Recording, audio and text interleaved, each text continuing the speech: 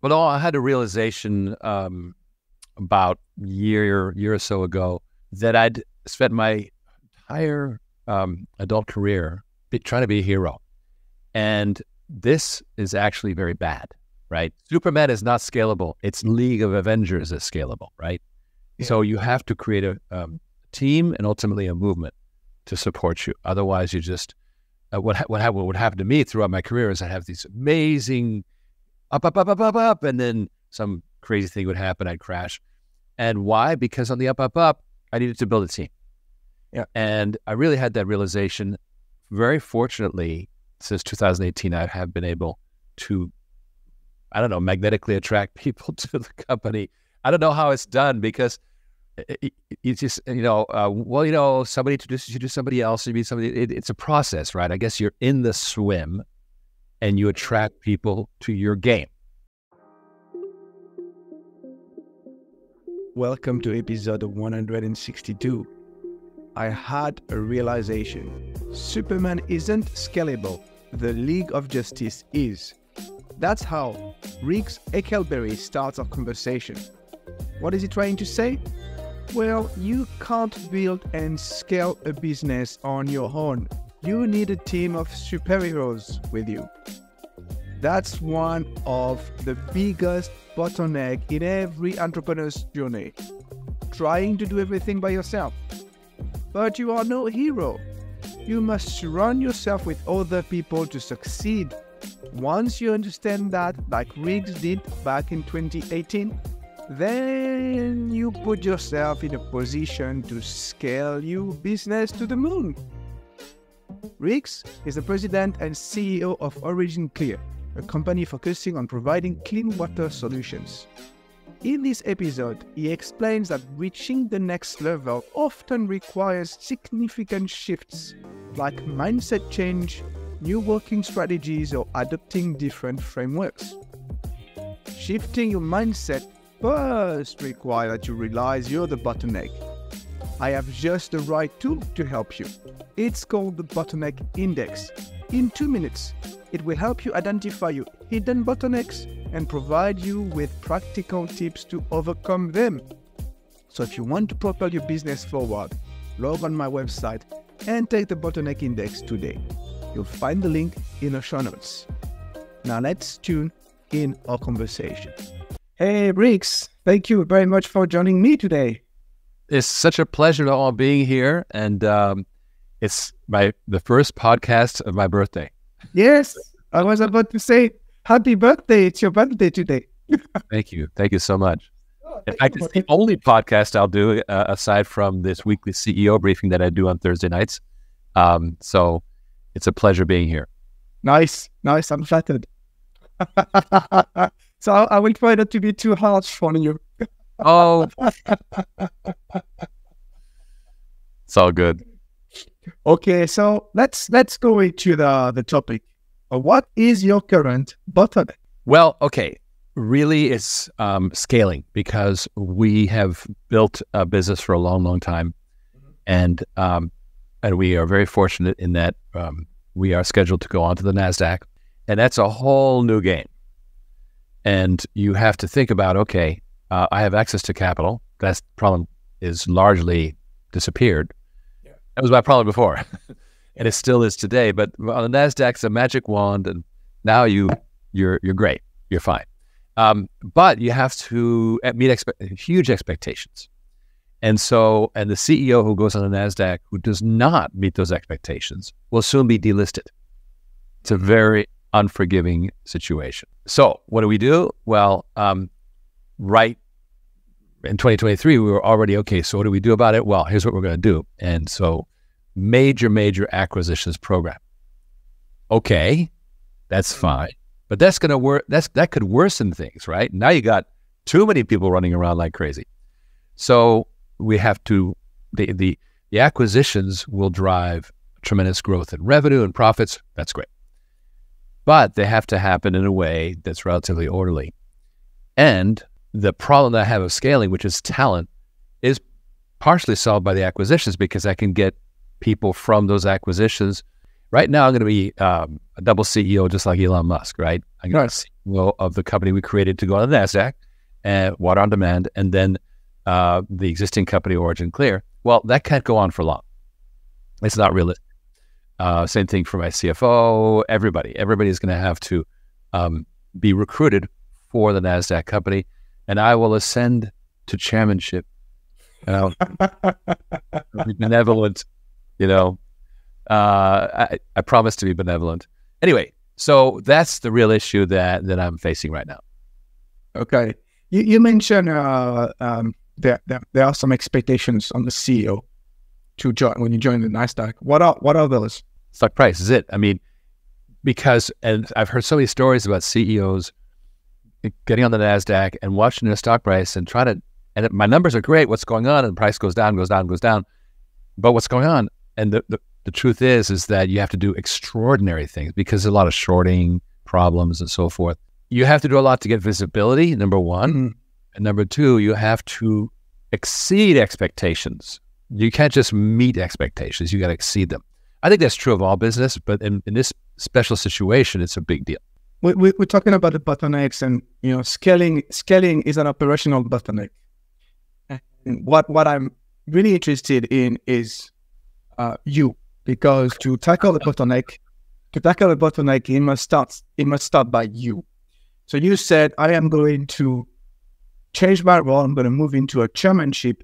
What does it mean concretely? What do you need to do so that you put the company in a position where you can scale and at the same price, making sure that your shareholders are happy about the stock price? Well, no, I had a realization about a year or so ago that I'd spent my entire adult career trying to be a hero. And this is actually very bad, right? Superman is not scalable. It's League of Avengers is scalable, right? Yeah. So you have to create a team and ultimately a movement to support you. Otherwise, you just, what would happen to me throughout my career is I have these amazing up, and then some crazy thing would happen. I'd crash. And why? Because on the up, I needed to build a team. Yeah. And I really had that realization. Very fortunately, since 2018, I have been able to, magnetically attract people to the company. I don't know how it's done because it's just, somebody introduces you to somebody else, you meet somebody, it's a process, right? I guess you're in the swim and you attract people to your game. And then since 2018, I have increasingly been working with a team, and I have I have the luxury of thinking, of going, oh, wait, how about doing this? This would be super cool, right? Before I was like, just running around like crazy. What you were saying before 2018, everything was kind of tight around you. What I was doing, I was actually raising money for the company. Yeah. And then it's so hard to raise money and to also execute. It's really hard. So I wasn't getting execution. And it's not even that there were bad people around me, it's that I was not properly using them, right? So that's the key is use. I believe that the fuel, the people they're there, they're around. Yeah. It's your mentality that you need to be interested in. What do I do to build a team, right? And so a few months ago, I started a Substack that it's called Break to Build. And it's the idea of a philosophy that you have to, if you're going to advance, you're going to have to break to build. That's a whole different topic. But then the tagline was break to build with a team. Yeah. Because you can't build without a team. Absolutely. Surround yourself with people. But I'm curious, what happened in 2018? What brought you to that realization? Well, I hadn't yet fully realized that. I just started attracting good people. It was about a year ago that I had the sudden realization that I was doing some personal work and I was like, whoa, oh, wow, this has been my life pattern because, I should be a multi-billionaire. I should be Jeff Bezos. What's going on? What's wrong? Come on. Yeah, sure. So what happened? Well, I've had a wonderful life. I've had all kinds of adventures. but they were eclectic to say the least. So I look back and go, oh, it's because I was trying to single hand. There's a term. I'm a professional mariner. I was a ship captain at one time. And there's a term called single handing, when you run things by yourself if you have to, right? And you have to be able to single hand a ship. If you have to, you have to, right? But you can't stay there. You can't continue to single hand. So single handing is very good in an emergency. You know, I've been in situations where a boat's going to go up on the rocks and nobody knows what to do. I'm the only guy who knows what to do, and I'm telling people what to do, and we get out of it.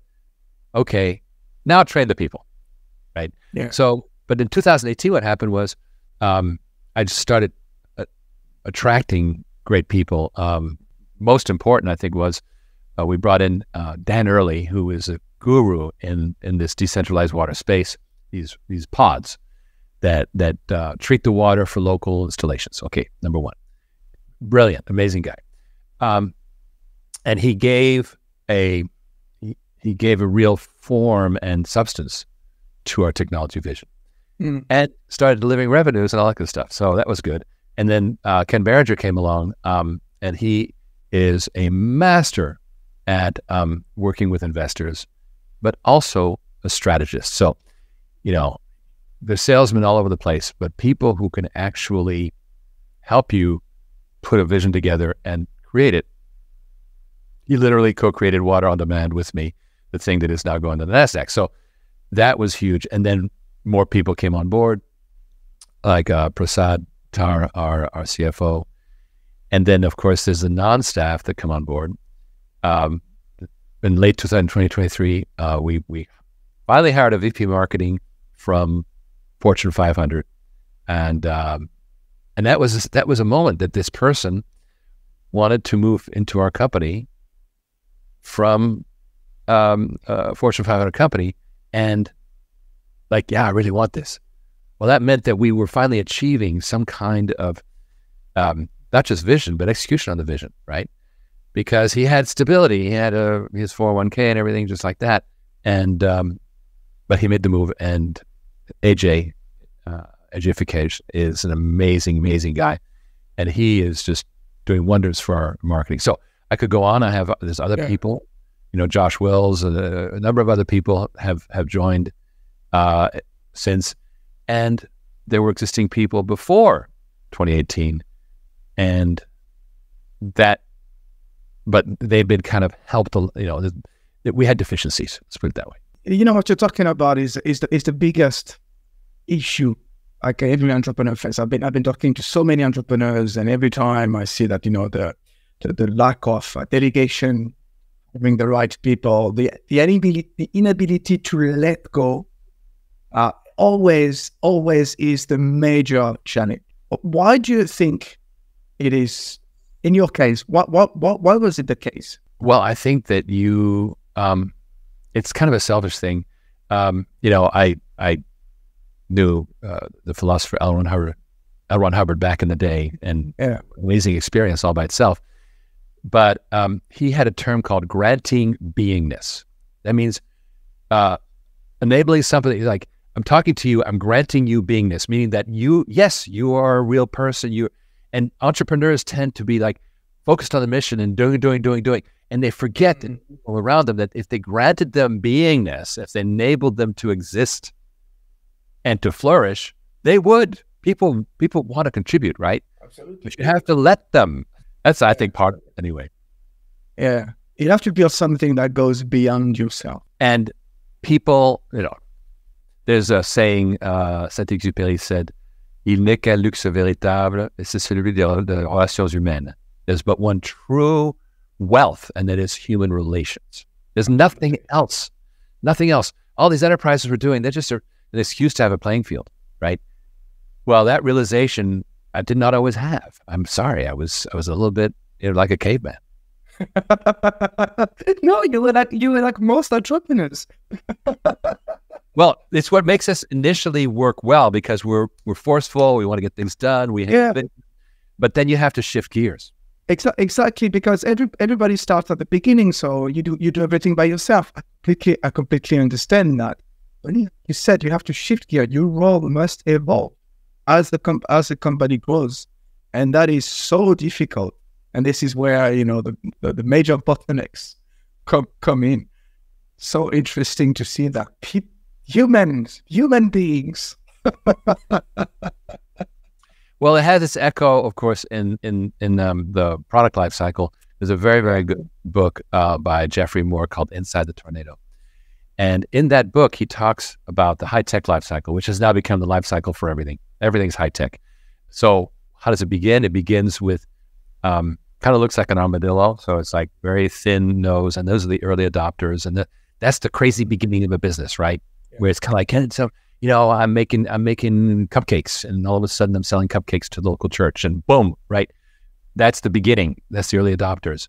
And then it goes wider into the strategic buyers, the people, the customers who are adopting things early for a competitive advantage. And then there's this thing called the chasm. It gets into it all. I won't get into it too much, but basically an adoption phase. And then it goes into the tornado where everybody buys it. And then finally it goes into the conservatives and the skeptics before the cycle starts all over again. Okay, great. What the insight that I had at the time when I read this was, a company has to change its character at each of those phases. For the early adopters, you're going to be wild and crazy, right? And then you got to become strategic, whole product, got to, turnkey, make sure everything works, customer service. And then when you get into the tornado, you just got to go crazy and just, it's a game of getting seats, right? Because nonstop, because everybody's awakened to the thing you're doing. And then the back end, the conservative and skeptics is, we'll do it in blue, we'll do it in red, we'll do it in green, kind of product iterations. Those are different companies. Now, how do you reconcile that? Well, that's, I think, a lot of what the CEO has to do is shift those gears. If those changes are happening at the company level, I mean, Jeff Bezos did a wonderful job of that because he started out wild and crazy, right, with book selling. But he was able to shift those gears. And Amazon is an amazing machine. They are monopolists, yes, but they deserve it. They do an amazing job. They really do. I never heard this comparison you were making about the life of a company. I'm going to steal that from you and use it into my coaching practices now. I grant you eternal rights, the iPad. Thank you. So let's switch gear and talk a little bit about your journey, because you started as an entrepreneur, if I am correct. Then you went into the corporate world in a C-suite role, but then you decided to go back into the entrepreneurship role. Usually it doesn't work that way. Usually people are talking to you, they were in this corporate world, and then they switch to the entrepreneurship world. Well, what happened? What's such a journey in your case? It's a very, very good point.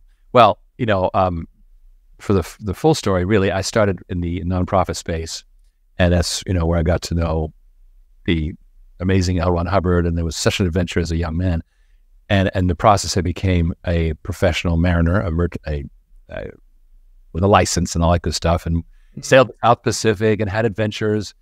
And by the way, adventures on a freighter are extremely slow adventures. We're going to sink in about 4 days. Like, really? 4 days. I can plan ahead. Anyway. What was the average duration of your trip? What's that? I'm sorry? What was the average duration of your trips? Oh, well, when I was in the South Pacific, it was typically a 2-week trip, something like that. A lot of coastal work. It was general cargo. So contract work. We'd go up to Guam, we'd go to Papua New Guinea, we'd go to Australia, go to Indonesia, Singapore. And so never far from land. It was not one of those, we were not like doing Yokohama to LA and back and forth. We weren't doing that, which is very boring, by the way. I got to see a lot of amazing things and so forth. I got to see parts of Melanesia and Micronesia that were like, Joseph Conrad times, like 19th century. Today, I'm sure it's all changed because the Chinese are there.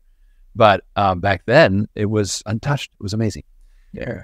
But anyway, so then I moved on from that, and because I finally, the sea was great when I was with a nonprofit, but the sea as a merchant mariner is way slow. I'm not like that. I got to be around people. So I came back to the U.S. and started my marketing career.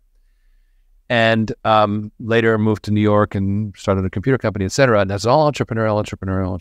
And long story short, I ended up in the middle of the software boom, 1995, when Windows 95 came along.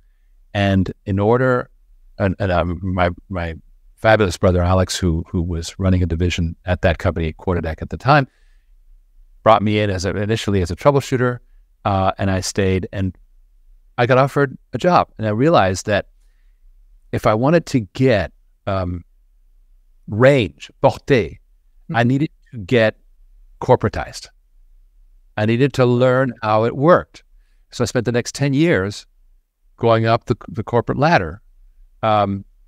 Sometimes I was consulting, sometimes I was full-time job, et cetera, but I was always working in the corporate world. It was, and I'd work, for example, with yellowpages.com, which got sold to Bell South. Well, let me tell you, it was very corporate, right?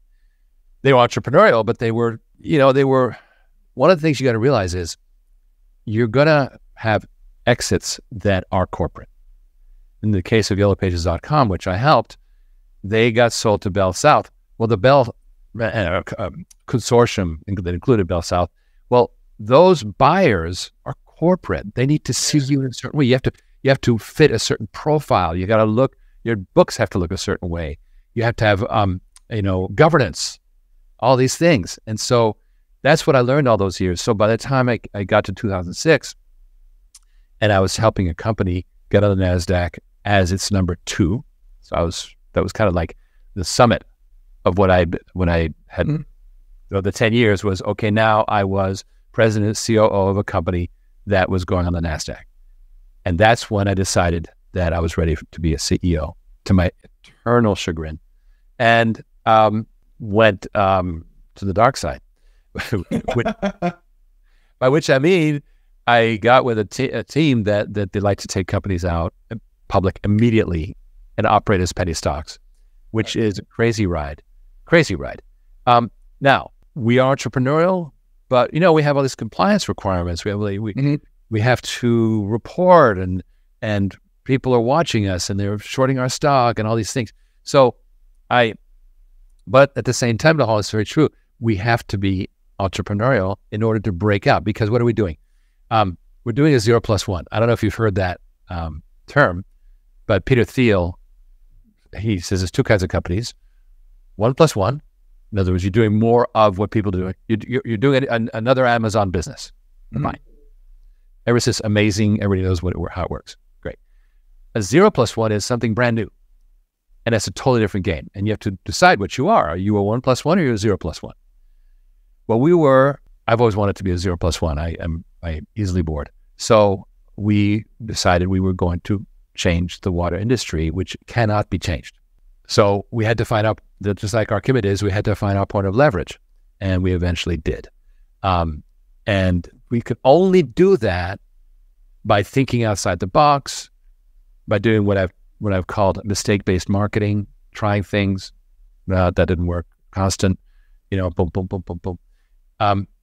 But at the same time, you've got to maintain that structure. I think that's, scaling is one problem with entrepreneurs, but another problem that entrepreneurs have is, as you grow, you're going to need to corporatize. You're going to have to do it. You're going to have to adopt HR process. You're going to have to put an org chart together.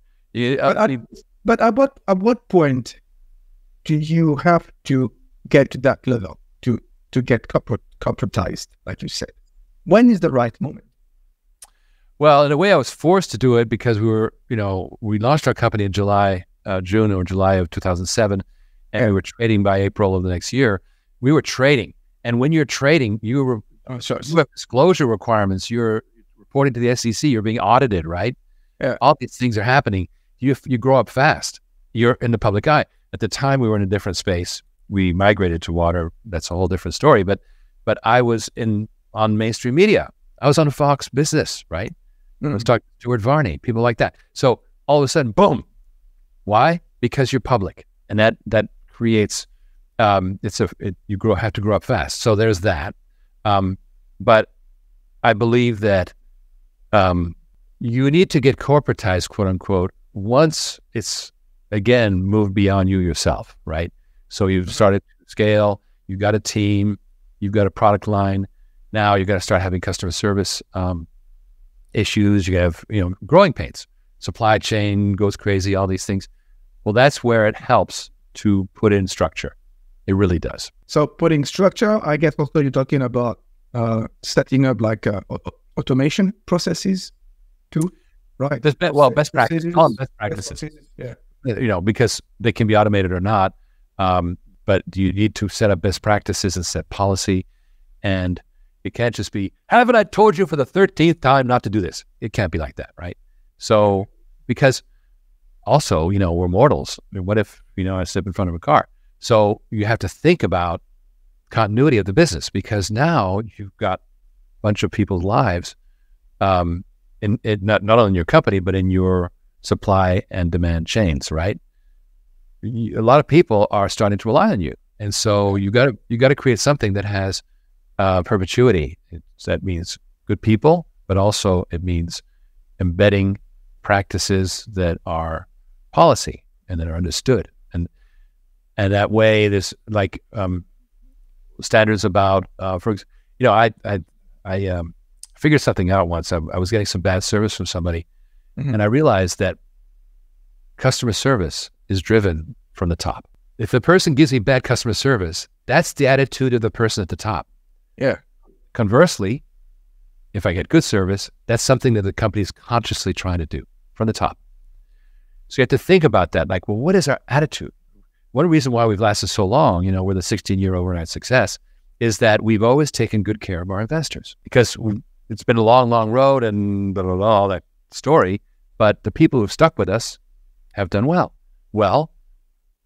And when they, people can email me and I respond, right? Steve Jobs used to do that. Steve Jobs used to respond to emails out of the blue. That kind of thing is I think, super important. So you have to have that mentality, a service mentality, servant leader, right? Because at the end of the day, that's all you're doing. But have that attitude and don't feel that you are, do you realize who I am, right? They only do that in Hollywood. Yeah, because people are not in your head and you are not in their head. That's well said. Absolutely. And so many leaders and entrepreneurs and leaders by default often forget. Yeah. We wish they were like us, but they're not. Well, a person makes a decision to lead, but they're really also what they're trying to do. Again, saying by L. Ron Hubbard that imagination precedes reality. Well, that's true when you're writing a novel. It's true when you're creating a corporation, right? Imagination precedes reality. When you start to imagine a company to make it real, you become an entrepreneur. The people who follow you do so at a lesser basis, but they are primarily relying on the imagination you've created. That it's kind of magical, how this could be, but it's very true. We see it every single day, people creating amazing things, and it was just an idea, right? And then it comes together. So, fascinating idea. Why are you an entrepreneur, by the way? I think I was raised to be an idealist. So I'm interested in doing something about the state of the world. Which is why I don't just probably financially I'd be more secure if I had an Amazon business, right? I have good friends who've done them and have done really, really well, and they're amazing people. But that's leveraging somebody else's imagination, which Jeff Bezos is, right? So I have a bug that I would like to make major change happen.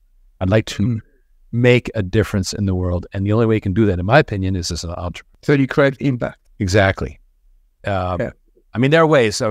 Politicians create impact, etc. But I just think that entrepreneurial work enables me to go as fast as I want. In fact, I'm usually not going fast enough. The last year, we've done certain things, and I already know the things that we didn't do fast enough. That's a primary mistake that is made in building companies. It's not failing to do things right. It's failing to do them fast enough. That's where it's at. Because speed overcomes a whole lot of sins, right? Go. And you will you know, build something ahead of whatever catastrophe you're building at the same time. So today, you're not getting younger. Sorry. No. Sorry, I'm counting in reverse. I am getting all right. Will you ever stop? I mean, do you see yourself like, okay, I'm done, to retire and just enjoy, do something else? No, but what I would like to do is ultimately is, of course, my version of retiring is being able to choose my own projects. That's pretty obvious. But I believe I will always be involved with this company that we've been nurturing. Eventually, I won't be on the front line. I won't be operating, which is normal. What I would like to do is more, pay it forward. Help with more volunteering and humanitarian and helping people more directly. Just personal. I can't use French terms because I know your audience is, this is a very good term, violon d'angle. Angle was a mathematician, but he was also, he loved the violin, right? And so I want to play my violin as well. Yeah. So going back to your first love, because you said you started in a non-profit. Precisely, yes. That does animate me. That is where I really truthfully got this idea of I can change the world. And I became a real advocate for, I realized technology will change the world. Let's take a look, for example, at climate change. The solutions we have today are primitive. They're horrible. Mm-hmm. They use as much carbon as they save. So there's a tremendous promise in technology, right? So I advocate for technology progress as opposed to mandates locking things in. I remember in Jimmy Carter's presidency, they installed solar panels at the White House, but solar panels were not viable. And trying to mandate solar panels back then was not workable. The government forcing you to use an immature technology doesn't solve anything. So I'm a strong believer in the leapfrogging capability of technology. I'm a big fan of nuclear, for example, even though it will never work in nuclear. It has. The other day I saw some Chinese company came up with a smartphone powered by a nuclear reactor. I'm like, really? No, that's crazy. But it makes a point, which is we can decentralize nuclear, which is the way forward. Anyway, I can go on and on about that. But the point is this, that I'm very interested in what will make things better. Well, there's so many things that are wrong. The ocean is getting polluted, all these things. And so what can we do? Well, we can drive technology, and we can also work on helping people be better versions of themselves, which is also what I want to do. Okay. Two last questions. Take all your experience and summarize it into one practical recommendation for other entrepreneurs. What would it be? Try not to worry about failure. I was doing a seminar once on something like that in Santa Cruz, and a German came up to me afterwards and he said, "Riggs, in Germany, we're not allowed to fail. We can't fail." Like, I'm really sorry, my friend. I'm sorry. We have to fail. Yes. One of the contributions of the Hebrews was the idea that every 7 years you could reset, right? And that's in the Old Testament. What an amazing mechanism. You could actually and what they recognize as civilization is that you need people who've learned lessons and rehab them as, okay, I bless you, go and restart. Hopefully you learn your lesson. So don't be afraid of failure. Try to fail early. It's a cliche, fail early, fail often. Just don't be afraid of failure, but recover quickly from failures and try to analyze them. Try not to have your realizations about something 10 years after it happened, right? Try to review what you're doing and examine it. I gave up a business in the 80s because I did not fully understand its long-term value, and gave it to my best salesman, who then became a multimillionaire from that same business, right? He just kept doing what I was doing. And so I had an assumption. We were computerizing companies for the first time, and that was incredibly hard, incredibly stressful, no margin, and hard to get those clients. But then once you have them, you have 20 years of maintenance. Yeah. And I didn't realize that. I was like, wow. And that was a, failure of really looking like, okay, what are my assumptions? Challenge your own assumptions. Anyway, that to me was, I try to do that today because my assumptions, we so easily assume things. So they become, embedded. Well, now challenge it. Let's take a look at that. What's up with that? And change it. Yeah, I worked 14 years in market research before becoming a coach. And, we used to say that assumptions are mostly wrong. Well, not to say 100% wrong, but there's a difference between knowing and thinking, Very true. Very true, my friend. Most of the time we think we don't. No, and that's the biggest barrier of all because it's a screen, right? Yes, absolutely. Okay, last question, Riggs. How can people contact you? Well, the best way, first of all, come to OriginClear.com and sign up for the weekly briefings that I do. Tonight will be the 248th, and it's on Zoom. And if you can't make it at 8 p.m. Eastern, you can always just watch the replay next day. And that is a way to basically report on what's going on, both geopolitical and the level of our company, et cetera. It's always interesting.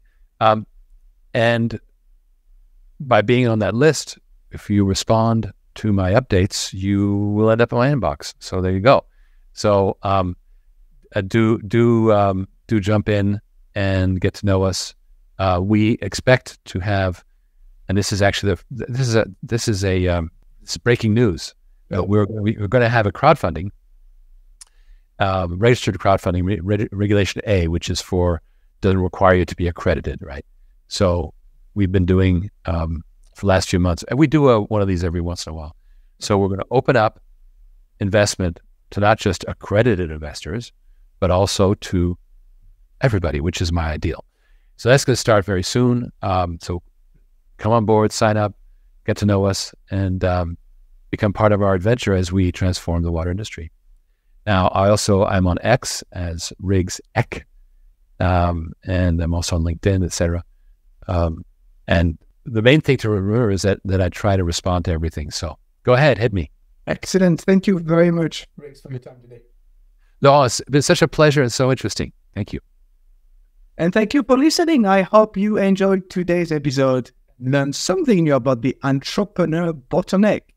You can go even further. Download my ebook, 8 Tactics to Thrive as an Entrepreneur, to tackle the bottlenecks heads-on and propel your business forward. You'll find it on my website. I'll see you next time. Bye for now.